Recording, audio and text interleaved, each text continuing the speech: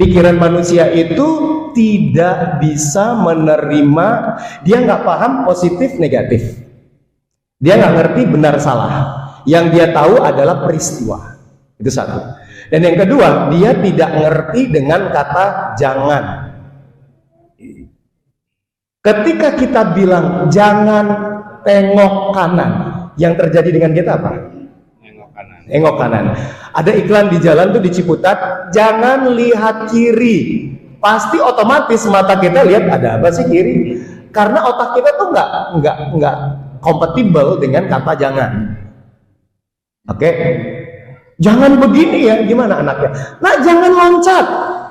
Saat itu juga dia loncat dari sofa. Gitu. Kenapa kita nggak cari yang lain? Memang perlu effort, usaha. Aduh, gimana ya biasanya? Oke, abang boleh nggak mainnya di lantai? Bang, boleh nggak nulisnya di buku gambar yang sudah papa beliin? Ini ya. Fatih, jangan coret dinding. Ya dulu rumah saya pindah ke sini bersih. Oke, perasaan anak udah gede ya, udah TK, udah SD, udah TK, SD kan? Rasanya di rumah ini kita udah aman lah. Ternyata semua dinding yang bisa dijangkau oleh tangan mereka masih, ya, jadi mural kan rumah kita. Nah itu Pak, jadi seperti itu. Otak kita tuh nggak ngerti. Bismillahirrahmanirrahim. Assalamualaikum warahmatullahi wabarakatuh. Alhamdulillahi alamin. Bihi nasta'inu ala umuri dunya waddin. Wassalatu wassalamu ala asrafil anbiya'i wal mursalin wa ala alihi wa sahbihi ajma'in. Amma ba'd. Pertama-tama marilah kita memanjatkan puja dan puji syukur kehadirat Allah Subhanahu wa taala karena atas nikmatnya pada hari ini, pagi ini kita semua diberikan nikmat sehat, nikmat Islam, sehingga kita bisa hadir sholat subuh berjamaah. Dan selanjutnya kita akan lanjutkan dengan taklim ngopi pagi, ngobrol perkara iman. Untuk menambah keberkahan acara, sebelum acara dimulai, marilah kita dengarkan lantunan ayat suci Al-Quran yang akan dibawakan oleh Ananda Rama bin Yulmar. Pada Ananda Rama kami persilakan ke depan. A'udzu billahi minasy syaithanir rajim. Bismillahirrahmanirrahim. Alhamdulillahilladzi anzala 'ala 'abdihi al-kitaba wa lam yaj'al lahu 'iwaja qayyiman liyunzira ba'san syadidan min ladunhu wa yubashshiral mu'minin alladhina ya'lamuna as-salihati anna lahum ajran hasana makithina fihi abada wa yunzira alladhina qalu ittakhadallahu walada ma lahum bihi min 'ilmin wala li abaihim kabarat kalimatan takhruju min afwahihim yaquluna illa kadiba ولعلك باخع نفسك على آثارهم إن لم يؤمنوا بهذا الحديث أسفا إنا جعلنا ما على الأرض زينة لها لنبلوهم أيهم أحسن عملا وإنا لجاعلون ما عليها صعيدا جرزا أم حسبت أن أصحاب الكهف والرقيم كانوا من آياتنا عجبا إذ أوى الفتية إلى الكهف فقالوا ربنا آتنا من لدنك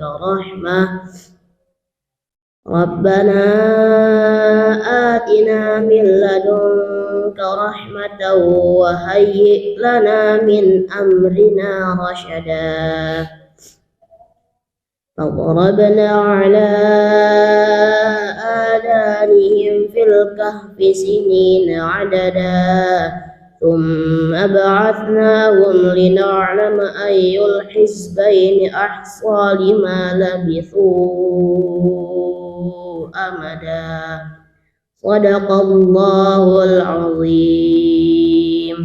Bismillahirrahmanirrahim. Assalamualaikum warahmatullahi wabarakatuh. Ini kalau mendengar jawabannya begini, saya mau pantun dulu nih.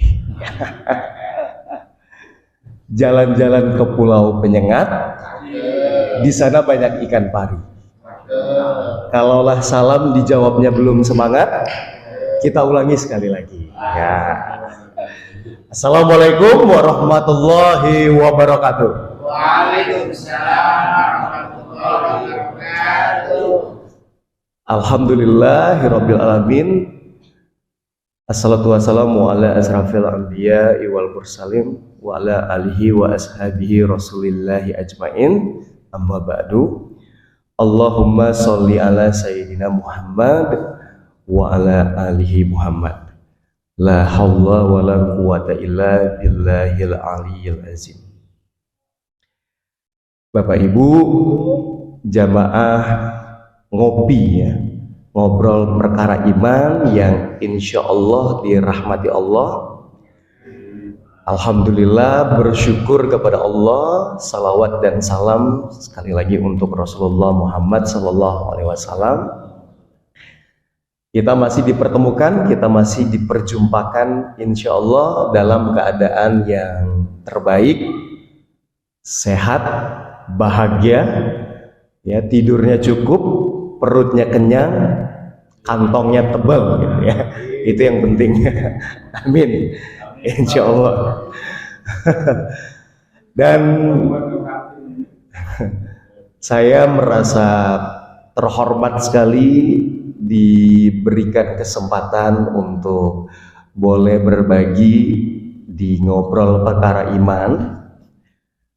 Terus terang ya, saya sendiri setiap diminta oleh Ustadz Aan untuk berbicara tuh panas dinginnya lumayan ya.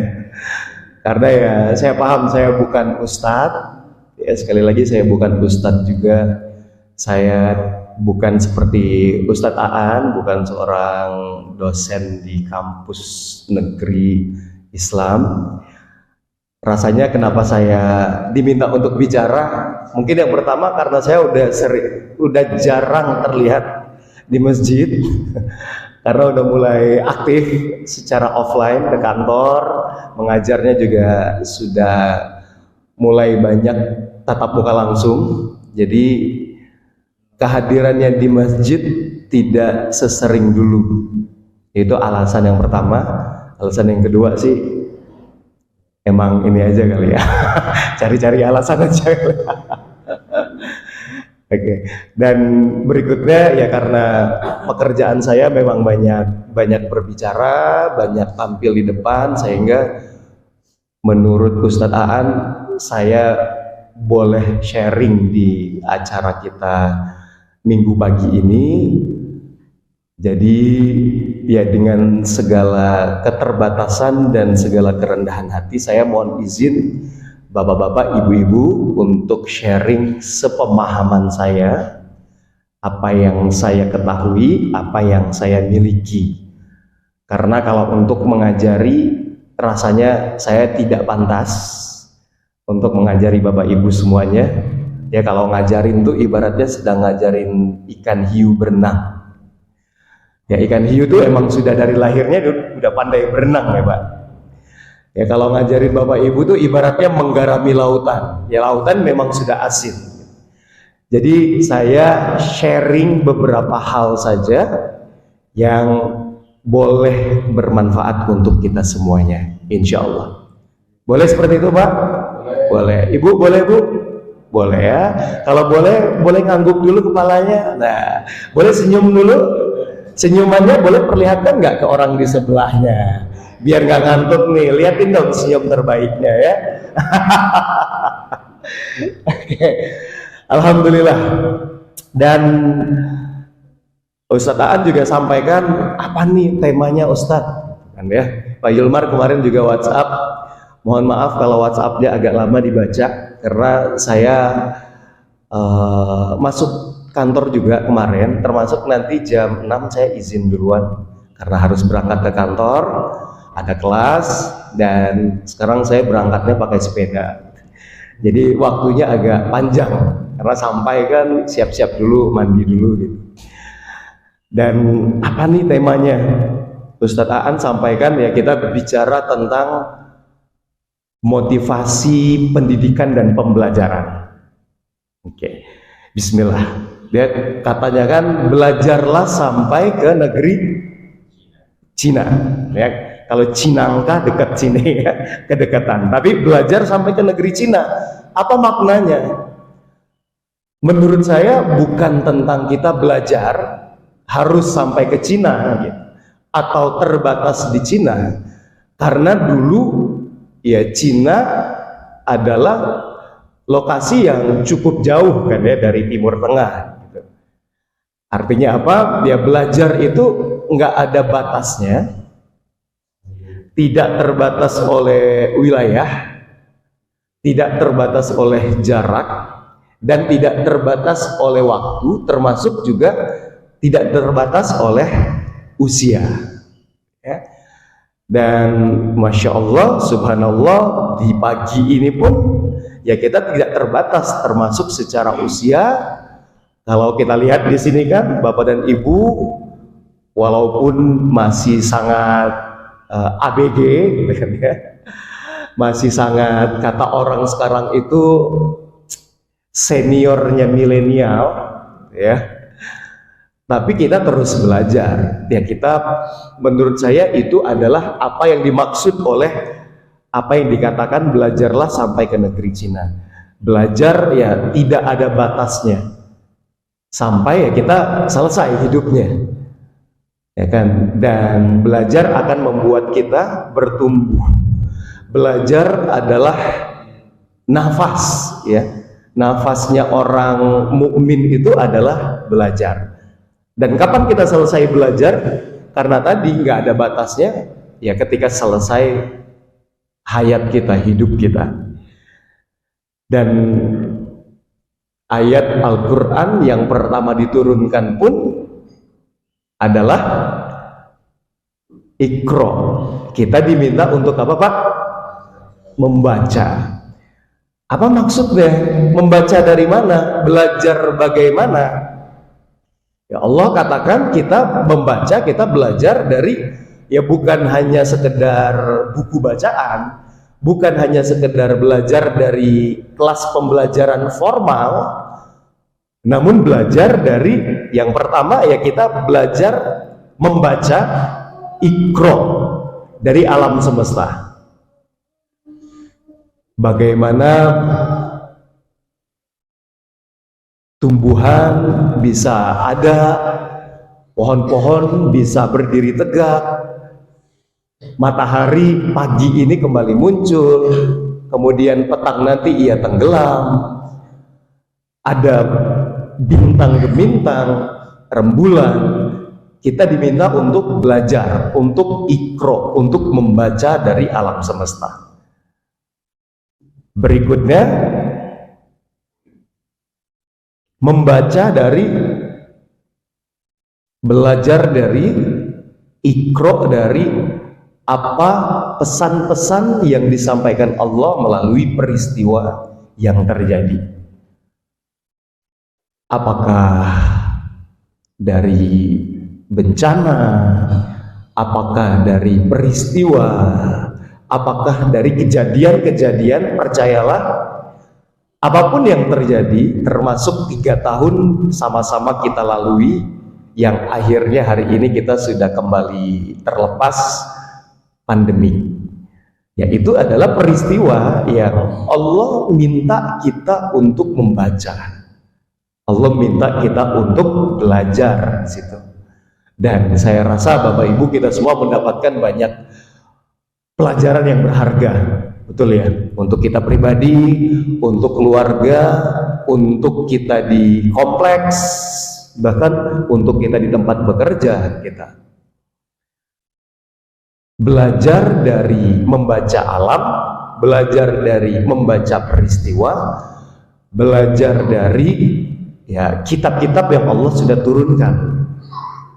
Itulah kenapa kita diminta untuk membaca. Akhirnya kita belajar dari situ. Dari peristiwa, dari alam semesta, dari kitab suci, dan satu lagi, belajar dari orang lain. Artinya Allah terkadang mengajarkan kita mungkin tidak melalui peristiwa, tidak melalui alam, tapi ada juga yang kita bisa pelajari dari orang lain. Tetangga kita mengalami apa, kita belajar. Orang lain mendapatkan apa, kita juga belajar. Nah, itu adalah bagaimana kita dipaksa belajar oleh Allah. Ada 4 hal tadi, apa saja? Belajar dari alam, ya, kita membaca alam, Iqra. Yang kedua, belajar dari peristiwa, kejadian. Percayalah, apapun yang terjadi itu semua ada hikmah pembelajaran. Yang ketiga, belajar dari orang lain, apa yang dialami orang lain, ya. Dan terkadang peristiwa yang dialami orang lain, kalau dia peristiwa yang tidak mengenakan, tidak perlu terjadi kepada kita, karena itu kita diminta belajar. Dan yang keempat, belajar membaca dari kitab suci. Nah, ini sedikit yang kita sharing pada pagi hari ini, Bapak dan Ibu. Ya, paling tidak ada 3 hal yang ingin saya share untuk kita bersama. Yang pertama, apa sih tujuan belajar bagi kita sebagai seorang mukmin, seorang yang beriman? Yang kedua, seperti apa proses belajar yang kita lalui, yang kita alami? Dan yang ketiga, apa prinsip-prinsip yang kita perlukan dalam proses kita belajar, dalam proses kita mendapatkan pendidikan? Oke, kita mulai yang pertama, yaitu tujuan belajar. Apa sih tujuan kita belajar, Bapak Ibu? Takwa. Apa tujuan kita belajar? Menambah ilmu. Apa tujuan kita belajar? Meningkatkan pengetahuan kita, keimanan kita, ya. Dan sebagai seorang mukmin, di dalam Al-Quran juga disampaikan kenapa kita perlu belajar. Ya, sebagai seorang muslim, sebagai mukmin, ya kita perlu belajar terus menerus, nggak ada limitnya, nggak ada batasnya. Untuk apa? Ya, untuk membentuk diri kita, pribadi kita sebagai muslim seutuhnya, katanya. Yang seperti apa? Kita mengenal potensi kita yang tadinya mungkin kita merasa kita tidak paham, tidak bisa, tidak cakap, tidak mengerti tentang satu hal. Dengan belajar kita jadi kenal potensi kita. Benar gak Pak? Yes. Ya, dengan belajar kita memahami apa sih kecakapan-kecakapan yang kita miliki. Membentuk pribadi seutuhnya, mengembangkan seluruh potensi terbaik. Apakah itu sifatnya fisik, jasmania, atau sifatnya rohania, ya, mental dan juga jiwa kita. Kemudian apalagi tujuannya? Dengan kita belajar, kita dapat menumbuhkan, menyuburkan hubungan yang baik atau hubungan yang harmonis pada setiap pribadi dengan pribadi yang lainnya, hablum minan nas, dan setiap pribadi kepada penciptanya, kepada Allah, hablum minallah, dan menjalin komunikasi yang baik sesama manusia, bahkan dengan alam semesta. Itulah mengapa kita belajar. Ya, sebagai seorang mukmin kita perlu belajar terus-menerus, dan itu yang akan menjadi hal yang kita wariskan. Rasanya yang akan terus kita tinggalkan sepertinya kalau harta meninggalnya kita selesai juga, ya benar ya. Rumah meninggalnya kita ya sudah bukan jadi hak kita. Kemudian benda, jabatan, pengakuan, berakhirnya kehidupan kita berakhir juga, betul ya Pak? Tapi ilmu itu yang akan terus kita wariskan. Sepakat ya Pak, Bu ya? Karena ilmu ini akan terus diwariskan. Dan dalam hadis riwayat At-Tirmizi, sesungguhnya para nabi tidak mewariskan dinar dan dirham. Sesungguhnya mereka hanyalah mewariskan ilmu. Maka barang siapa yang telah mengambilnya, maka ia telah mengambil bagian yang banyak. Jadi ya para nabi dan rasul pun yang diwariskan ya bukan dinar dirham, tapi ilmu. Dan bagi kita yang mengambil, mempelajari, belajar proses pendidikan dari apa yang diwariskan nabi dan rasul adalah ilmu, maka sesungguhnya kita sudah mendapatkan hal yang banyak. Nah, itu tujuan kenapa kita belajar sebagai seorang mukmin. Berikutnya adalah proses belajar, proses pendidikan yang terjadi pada diri kita ya, secara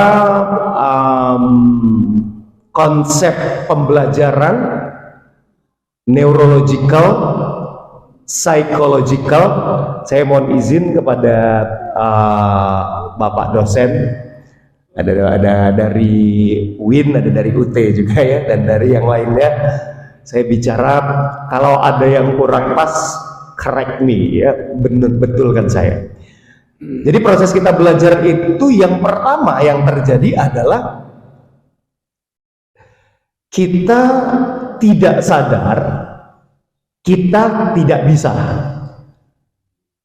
Nah, itu proses pertama yang terjadi itu adalah kita tuh nggak sadar kalau kita nggak bisa sesuatu, atau kalau bahasa kerennya itu unconscious incompetence. Kita nggak sadar, kita nggak tahu. Bapak Ibu masih ingat nggak waktu kita masih kecil lah, usianya siapa? Rama, ya. Semua barang benda ayah, ibu kita, orang tua kita oprek, betul ya? Dan kita bongkar-bongkar. Sayangnya saat itu kita terima bongkar, tapi tidak terima pasang. Seolah-olah kita ngerti nih, semua dibongkar, tapi pada saat masang nggak bisa. Ya itulah kita tuh di proses yang pertama baru kita kita tuh nggak sadar kalau kita nggak ngerti.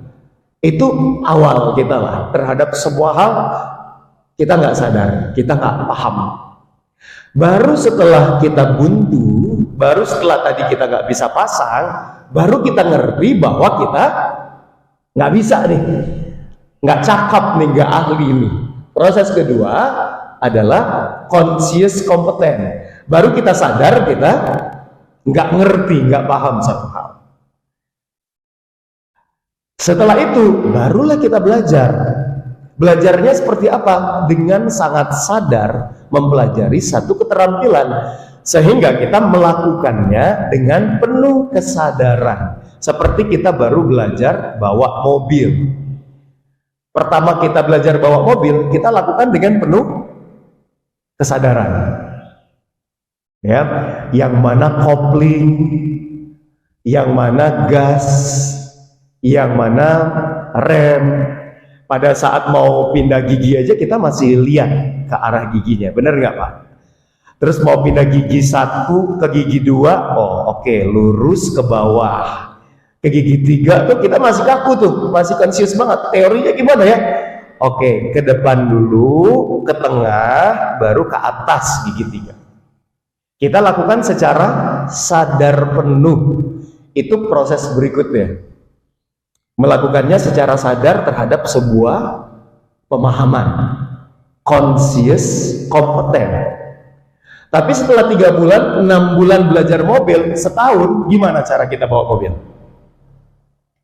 Masih ngelihat nggak yang mana gigi 1, gigi 2, gigi 3? Enggak. Masih ngelihat nggak yang mana gas, yang mana rem, yang mana kopling? Enggak. Kita tanpa sadar kadang-kadang ya otomatis aja dia jalan. Ya, ibaratnya tangan kaki kita itu udah gerak dengan sendirinya, tiba-tiba udah sampai kantor. Saking otomatisnya, itulah proses berikutnya. Kita melakukannya dengan tanpa sadar, di bawah sadar, atau unconscious competence. Artinya kita bisa, kita kompeten, kita cakap melakukan sesuatu di bawah sadar, otomatis. Nah, inilah proses pembelajaran yang terjadi pada kita. Jadi wajar.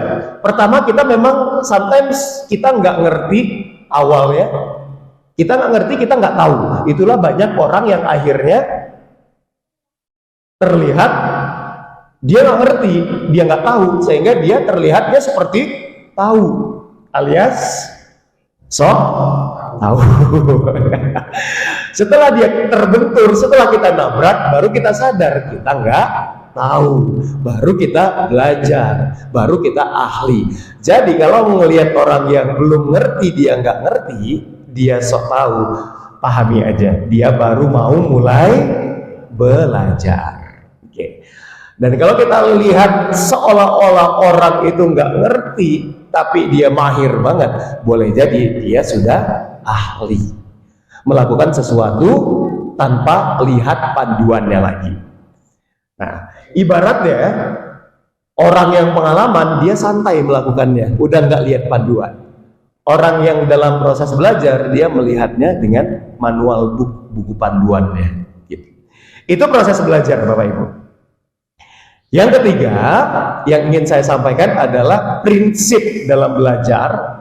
Ada 3 C. C yang pertama adalah konsep. Proses belajar kita perlu tahu dulu konsep besarnya, dasarnya, atau referensinya.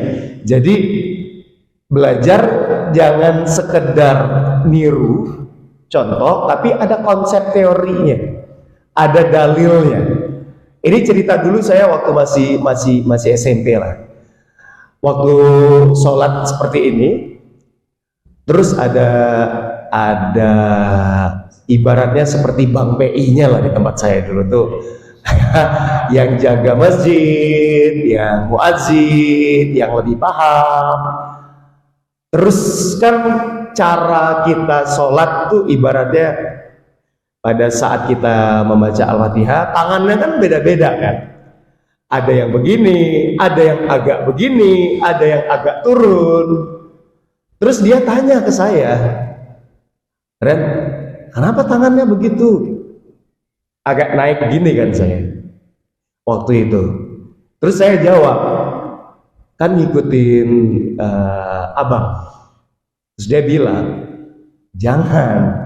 Jadi kita melakukan sesuatu itu harus paham dasarnya. Kenapa harus begini, kenapa harus begitu, jangan hanya sekedar ngikut orang.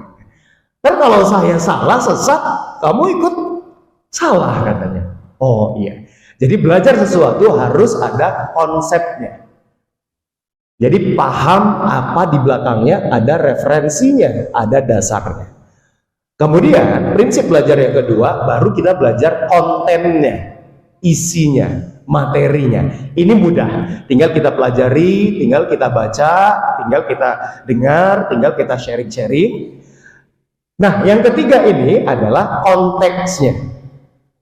Peruntukannya untuk apa? Kita boleh belajar teori yang sama, teknik yang sama, tapi ketika dipakai di rumah, dia bisa.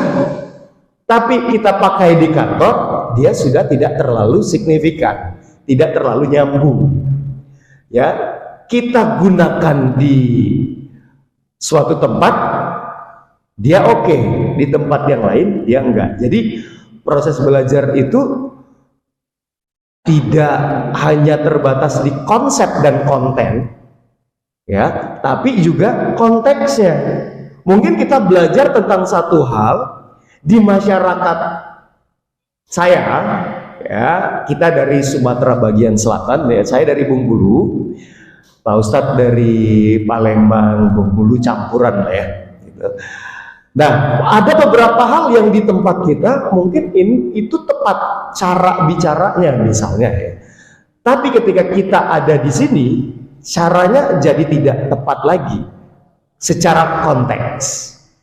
Mungkin saat kita dulu 3 tahun pandemik, konteksnya adalah kita saling menjaga. Saling menjaganya kita, justru kita nggak boleh main ke rumah orang kan. Kita tuh bener-bener nggak boleh kemana-mana, nggak boleh nggak pakai masker. Konteksnya dulu. Tapi sekarang konteksnya udah beda lagi. Cara kita menjaga sesama, ya kita saling paham, saling ngerti, saling kenal, saling bersilaturahmi, sama-sama menjaga teknik konsepnya. Tapi menjaga saudara di zaman pandemik dan sekarang udah beda caranya. Itu maksudnya konteks. Dan Rasulullah mengatakan caranya kita melakukan sesuatu, menyampaikan sesuatu, belajar sesuatu, belajarlah, bicaralah sesuai dengan bahasa kaumnya. Nah, ini mungkin yang boleh saya share pada pagi hari ini, bicara tentang belajar, bahwa belajar pendidikan itu tidak ada batasnya, tidak ada limit waktunya, tidak ada ujungnya sampai berakhir kehidupan kita. Dan tujuan kita belajar ya tadi, bahwa kita membentuk pribadi kita sebagai pribadi yang mukmin yang seutuhnya. Ya, kita bisa melakukan sesuatu dengan baik, dengan tepat, beribadah pun dengan baik, dengan tepat, tidak salah-salah dalam beribadah, tidak salah-salah dalam bertindak dan berperilaku.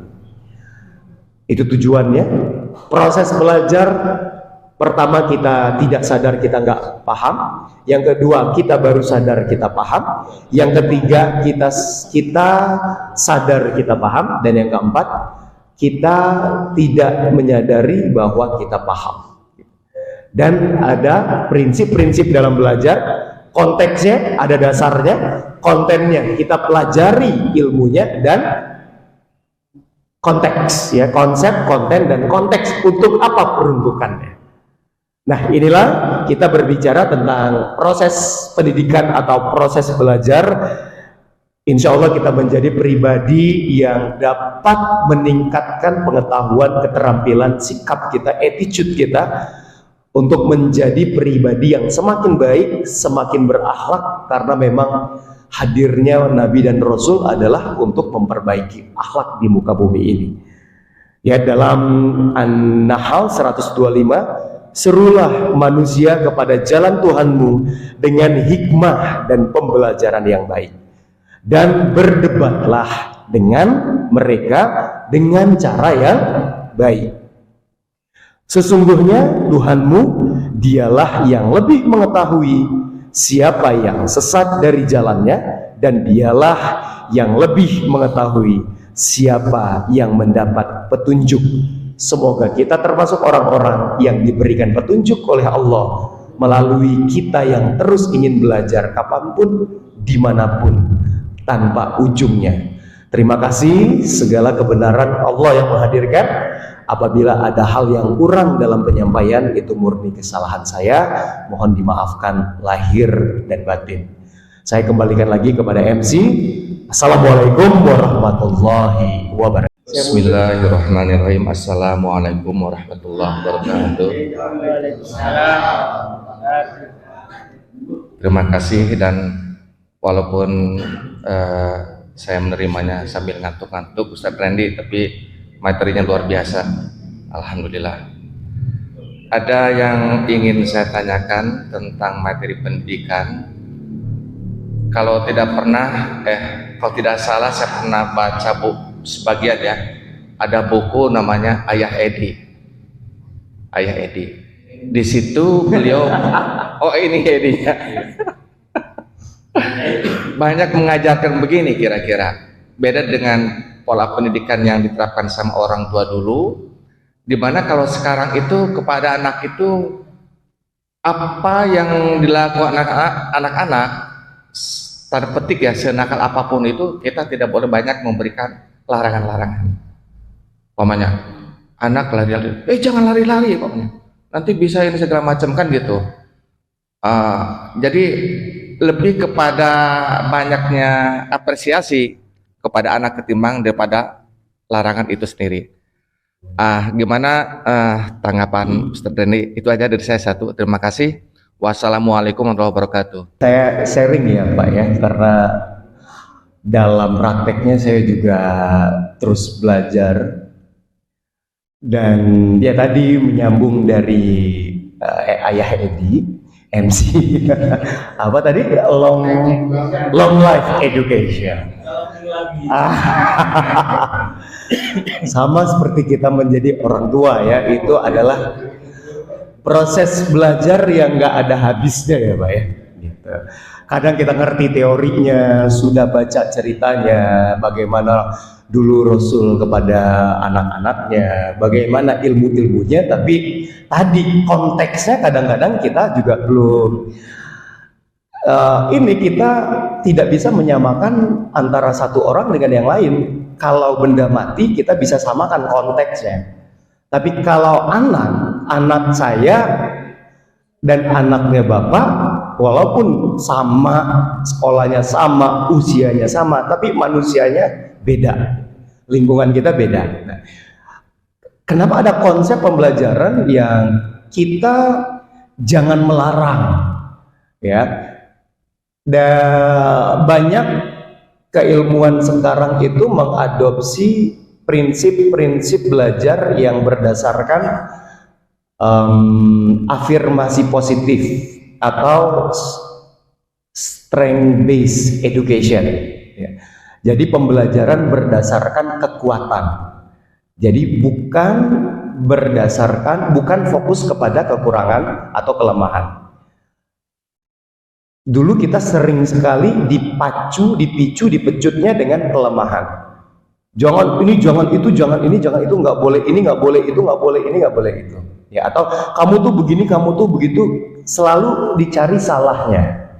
Tapi di pendidikan modern ini banyak konsep yang mengungkapkan tentang appreciation base, ya, mengapresiasi. Jadi fokusnya ke kekuatan dan caranya dengan afirmasi positif.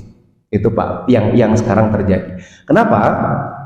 Karena setelah dikaji dalam banyak bidang keilmuan, termasuk juga dalam keilmuan modern sekarang kan muncullah beberapa teori praktis. Salah satunya itu adalah bagaimana neuron pikirannya kita ini, ya, kemudian secara psikologis juga, psikologi juga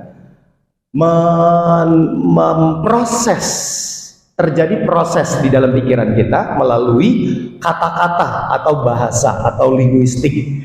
Ada sekarang itu lagi populer banget tuh dan banyak sekali trainingnya di namanya neuro linguistic programming.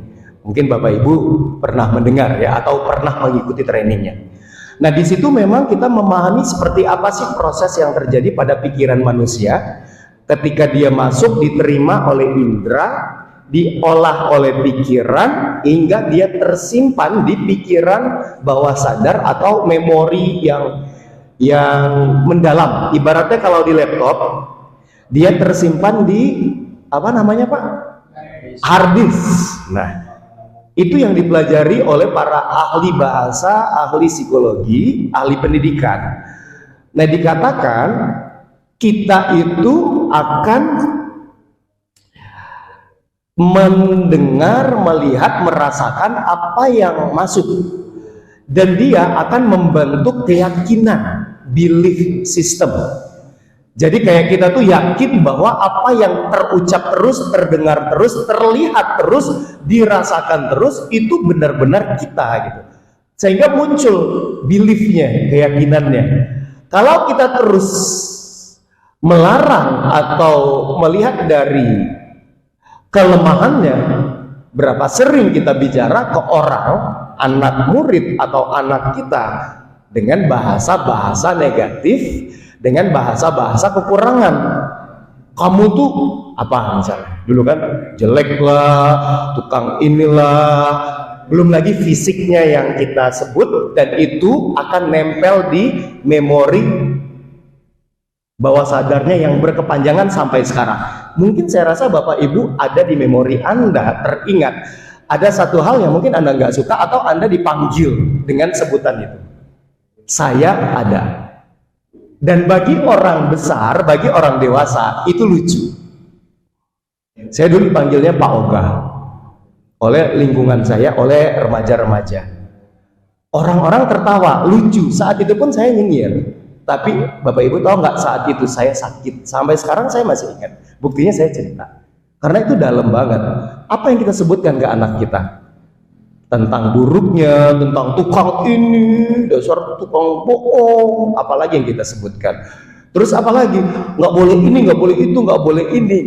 Padahal itu yang dipelajari sekarang, kita melihat dari kekuatannya. Itu yang pertama. Jadi kita memang kalau di bukunya Ayah Edi dan di banyak literasi juga, kita ambil dari kekuatannya. Even marah pun hati-hati. Marahnya orang tua itu kan katanya nggak ada hijab ya. Omongan orang tua itu bisa plek-plek kejadian gitu.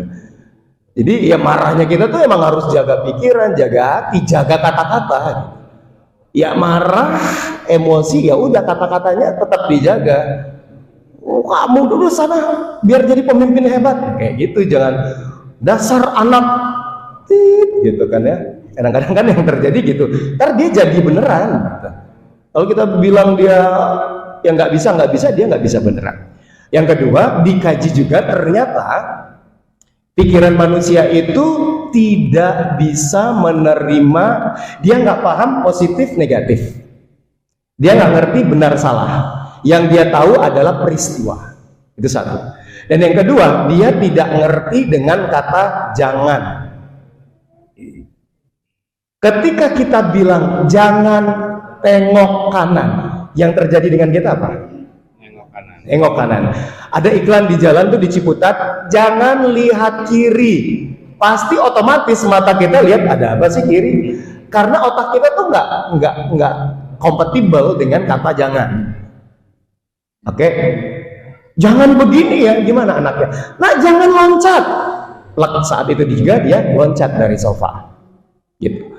Kenapa kita nggak cari yang lain? Memang perlu effort, usaha. Aduh, gimana ya biasanya? Oke, abang boleh nggak mainnya di lantai? Bang, boleh nggak nulisnya di buku gambar yang sudah papa beliin? Ini ya. Fatih, jangan jorek dinding. Ya dulu rumah saya pindah ke sini bersih. Oke, perasaan anak udah gede ya, udah TK, udah SD, udah TK, SD kan. Rasanya di rumah ini kita udah aman lah. Ternyata semua dinding yang bisa dijangkau oleh tangan mereka masih ya, jadi mural kan rumah kita. Nah itu Pak, jadi seperti itu.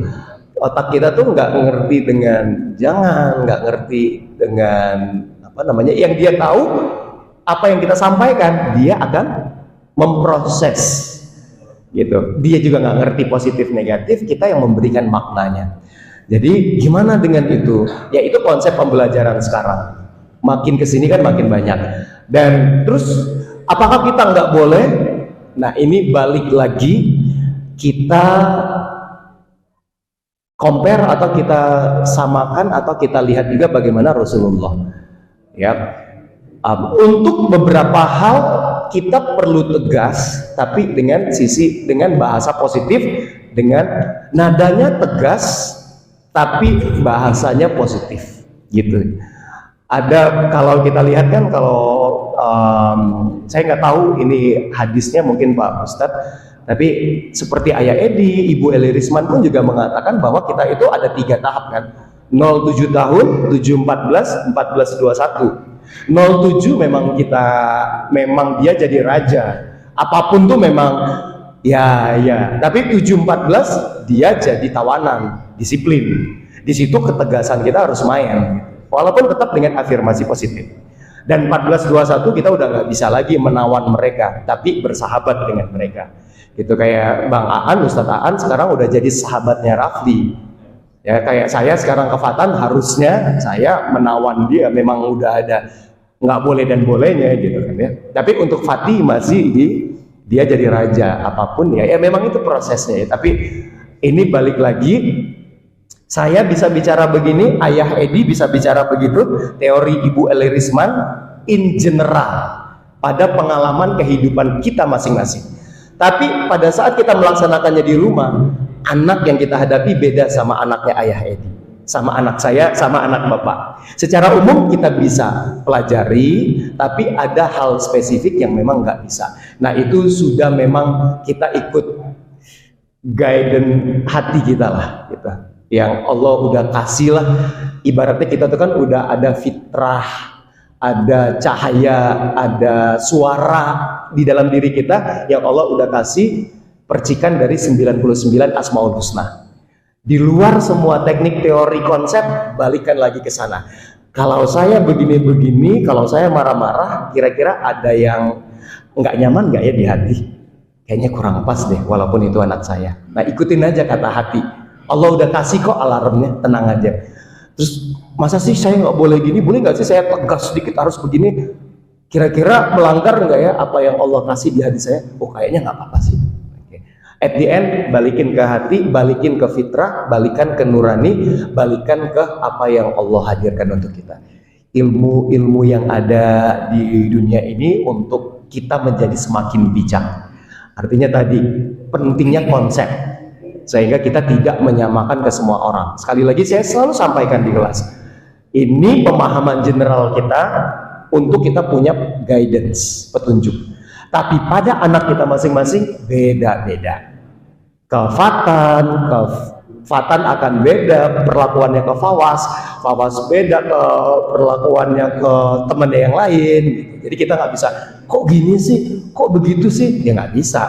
Ini Fatan, ini Fawas misalnya ya contohnya. Jadi tapi secara umumnya kita bisa pakai. Secara spesifik beda setiap manusia, karena itu kita dikasih fitrah. Itu Pak Ustadz, mohon maaf lahir batin. Terima kasih. Terima kasih Pak Edi. Kita doakan semoga dalam waktu dekat Pak Edi akan diwisuda sebagai calon Magister of Science, jadi MPD ini. Setelah ini lanjut lagi ke doktor. Ini doa luar biasa Pak Edi, jamaah mendoakan. Saya tidak akan bertanya, paling tidak sedikit sebagai referensi bahwa memang belajar tentang proses bagaimana pendidikan itu ada, mungkin dulu kita pernah belajar dengan antagogik, pedagogik ya, bagaimana proses pembelajaran terhadap anak, kemudian dewasa. Dari yang ditanyakan oleh Pak Opik, sedikit tambahan bahwa ini sadar tidak sadar ketika kita memberikan proses kita bagaimana kita mengarahkan membimbing anak, kita terkadang lupa dengan psikologi masing-masing anak. Misalnya kalau Pak Randy anaknya ada 3, Fatan, kakaknya yang terakhir saya nggak hafal lagi karena memang sering saya itu nggak mudah hafal dengan nama anak, tapi hafal, oh ini anaknya, ini anaknya. Nah, kita sedikit terlupakan dengan karakteristik psikologi masing-masing anak, ya. Nah, itulah kalau dulu saya pernah baca buku, saya lupa namanya, pengarangnya Edi juga, bukan karena MC-nya Pak Edi ya. Edi Sudrajat, saya nggak lupa. Nah, itu ada yang namanya pendekatan individu. Kita pelajari dulu karakteristik anak kita yang tua, yang nomor 2, nomor 3, dan masing-masing punya karakter yang berbeda. Mungkin kalau anak yang tua keras, tentu kita punya strategi bagaimana biar anak itu mau, ingin dengan kemauan kita. Maksudnya, oh seperti anak ini harus jadi anak yang soleh, rajin belajar. Tentu kita melakukan pendekatan dengan sentuhan-sentuhan. Orang tua itu kan kalau semakin tua kan semakin peka, semakin sensitif, semakin mudah tersinggung, maunya diperhatiin terus, maunya ditegur terus dan sebagainya. Tentu kita punya pola juga terhadap bagaimana kita menghantar anak kita, mendidik anak kita menjadi lebih baik. Mungkin itu Pak Randy, kita semuanya, dan kita terlupakan dengan satu hal ini. Maunya kita kan keras, tegas, padahal tegas keras itu ada momen-momen tertentu. Ketika apalagi anak dewasa, anak kita sudah dewasa, kamu nggak boleh, jangan salah, nanti akan menjadi lawan buat kita. Lakukan pendekatan dengan sentuhan-sentuhan, ya Bang ya. Insya Allah dia akan lebih nurut, akan ingat. Tapi kalau ketika kita melakukan sesuatu dengan tegas, memang ada momen-momen tertentu, dan tegasnya kita dengan anak itu tentu ada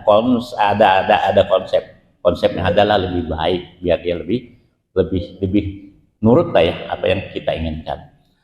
Nah, karena memang Pak Randy tadi jam 6 sudah memang harus jalan, ya mungkin ada pertanyaan-pertanyaan, nanti silakan WA ke Pak Edi, karena Pak Edi hari ini kan MC-nya Harus dibuat buku. biar Pak Edi dan jangan bimbulkan Jadi buku. memang hari ini MC agak berat tugas saya, bukan hanya sekedar MC, tapi menampung mungkin pertanyaan-pertanyaan dari jamaah. Terima kasih Pak Randy. Subhanallah, pada pagi hari ini mohon maaf sedikit agak memaksa, karena memang kita ingin sekali, butuh sekali teman-teman motivasi, sugesti bagaimana proses pembelajaran, mendidik, mengarahkan anak-anak kita kepada yang lebih baik. Terima kasih atas kesempatannya. Saya kembalikan kepada MC kita. Bang PI mau nanya? Oh boleh. Kembali lewat ya Pak. Bismillahirrahmanirrahim. Alhamdulillahirrahmanirrahim. Assalamualaikum warahmatullahi wabarakatuh. Terima kasih kepada Bapak Randy yang telah menjelaskan beberapa panjang dan luasnya masalah belajar ya, dari segi etimologinya, behaviornya, linguistiknya dan sebagainya. Semua sempurna ya Pak ya. Alhamdulillah, baru muncul kemana aja, alhamdulillah sudah nongol. Iya, ini sebagai tambahan dari saya. Memang betul bahwa manusia itu belajar berbeda-beda dari tahun-tahun, dari zaman-zaman sampai anak-anak sampai dewasa, dan beda pula daerah, kebiasaan, adat istiadat, kultur ataupun kebudayaan. Oleh sebab itu, pada zaman kita kecil, waktu saya, emang orang tua saya itu terus terang dia itu ortodok, keras, tegas, tetapi ada hikmahnya. Apa yang dia ucapkan itu harus, apa yang dia laksanakan itu harus. Jadi kita tinggal memilih. Yang tadi Bapak Erwin disebutkan, di mana konsep hard disk otak kita itu, apakah ini betul atau tidak, apa ini baik ataupun tidak, artinya konsekuensinya untuk kedepannya, sehingga kita menjadi dewasa. Memang betul orang tua itu tegas, orang tua zaman kita itu. Dalam ilmu agama, ucapan itu adalah doa. Kalau itu misalnya memang itu doa, "Hai kamu nak, jangan lakukan itu. Nanti kamu akan melanggar. Nanti kamu akan menjadi orang yang tidak berguna atau apa." Ucapan itu adalah doa. memang betul yang saya rasakan seperti itu. Tidak semuanya tidak jadi ataupun tidak jadi. Tinggal kita memfilter, mensaring, ya Pak ya. Mana Pak Miki, tukang filter nih. Itu tahapan-tahapan belajar itu seperti itu. Memang psikologis anak itu berbeda-beda Pak. Ada yang menangkap, ada yang mensaring, ada yang langsung, ada yang sebagai bermain-main dan sebagainya. Mungkin hanya itu yang saya bisa sampaikan, itu sudah nyamperin saya. Ini lebih panjang Pak. Ya itu. MC stres. Ya karena waktu sudah habis ya Pak ya. Ya terima kasih. Assalamualaikum. Tengok kiri, sama seperti di belakang komplek kita, kalau jalan belakang itu juga dilarang buang sampah di sini, banyak banget sampah di situ. Ini saya bilang apa yang salah gitu ya. Tapi itulah kita menjadi lebih banyak diskusinya. Ini sepertinya tidak tuntas dibahas dalam pagi hari ini. Perlu 3 SKS barangkali ya, 1 semester. Jadi 1 semester. Mohon maaf tidak bisa lebih panjang lagi karena waktu, atau barangkali Pak Randy mau closing statement, mau ada yang disampaikan sebagai penutup. Dari MC saya cukupkan sekian. Ada yang mau disampaikan terakhir Pak Randy? Sebelum, maksudnya terakhir di pagi ini bukan ya. Silakan Pak. Jangan dipertegas Pak. Jangan sekarang. Di masjid lagi. Oke. Ya, alhamdulillah, sekali lagi terima kasih Bapak dan Ibu. Sekali lagi saya sampaikan, saya sangat merasa terhormat boleh berbagi sharing gitu, dan semoga bermanfaat. Kita insya Allah boleh sharing lagi di waktu-waktu yang lain. Mohon maaf kalau misalnya saya waktunya pagi ini nggak bisa lama. Tapi insya Allah besok-besok kalau memang nggak ada jadwal sih bisa sampai zuhur juga nggak apa-apa Pak. Atau mau langsung 2 semester juga nggak apa-apa. Oke, terima kasih. Semoga bermanfaat. Maaf lahir dan batin. Saya terima kasih untuk para sesepuh, untuk para pengurus, dan Pak Aan, terima kasih sudah memaksa. Silakan saya dipaksa aja untuk yang lain juga, ada kegiatan apa untuk anak-anak remaja misalnya. Tapi itu aja, mohon maaf kalau waktunya yang nggak ketemu. Tapi emang harus dipaksa sih Pak. Kemarin tuh ya harus dipaksa lagi dan lagi. Pas waktunya, insya Allah saya akan dengan senang hati. Masih banyak yang tadi kan, ilmu memang harus dibagi gitu, biar dia terus nambah gitu. Jadi apa yang saya punya insya Allah saya siap untuk bagi, hanya waktunya aja yang pas ketemu, insya Allah saya bisa. Itu aja Pak, terima kasih. Saya langsung izin pamit ke rumah untuk siap-siap berangkat. Assalamualaikum warahmatullahi wabarakatuh.